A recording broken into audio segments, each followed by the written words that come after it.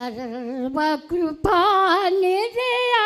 ప్రభువా, సకల శరాశర సంతోషము స్తోత్రము చేసి స్తుతించెదను,